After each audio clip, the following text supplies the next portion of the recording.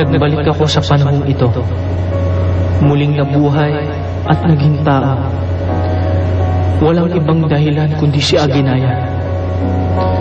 Ngunit ngayong wala na si Aginaya, ano pa ang saysay para mabuhay? E paano kung mawala ako? Anong ibig mo sabihin? Ang lahat lumilisan. Ang lahat mawawala din. Hindi mangyayari yun. Pero pag nangyari yun, nais ko'y maging maligaya ka pa rin. Maligaya? Ang nais ko'y maging malaya ka. Malayang ipagpatuloy ang iyong buhay. Malayang iibig muli.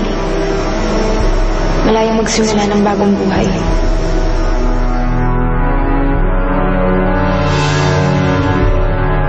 Pero paano ako lalaya? Paano akong iibig muli? Paano ako magsisimula kung wala ka na, Aginaya? Ang tanging makakapagpalaya sa akin ay kamatayan.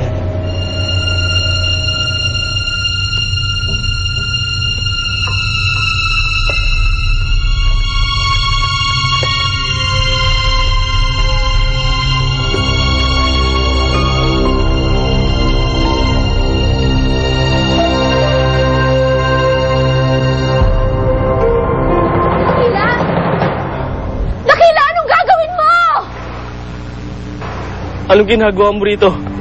Ako ang unang nagtanong sa'yo, Dakila. Anong ginagawa mo dito?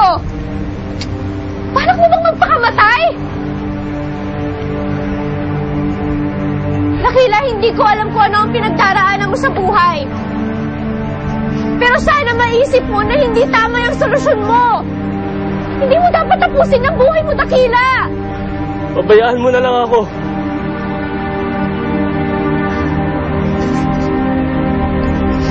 Sinabi mo sa akin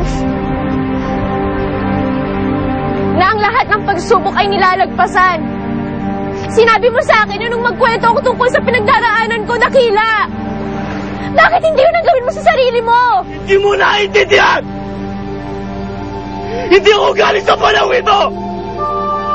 Hindi ako galing sa mundong ito! Matagal na akong patay! Nagbalik ako para sa isang bagay. Yun ay para tuparin at ipagpatuloy na putol namin pagmamahalan niya, Aginaya. Pero ngayon wala na siya. Ano pa ba saysay ko sa mundong ito? Wala na ang dahilan para manatili pa ako sa panahon ito. Ang tanging dahilan kung bakit ako nabuhay muli ay wala na. Wala na siya. Pero hindi ikaw dapat ang nagdedesisyon yan. Hindi mo pagmamayari ang buhay mo. E di sana kung talagang wala nang saysay ang buhay mo, e di sana noon pa man namatay ka na. Sana hindi na lang kita natagpuan dito sa dalampasigan.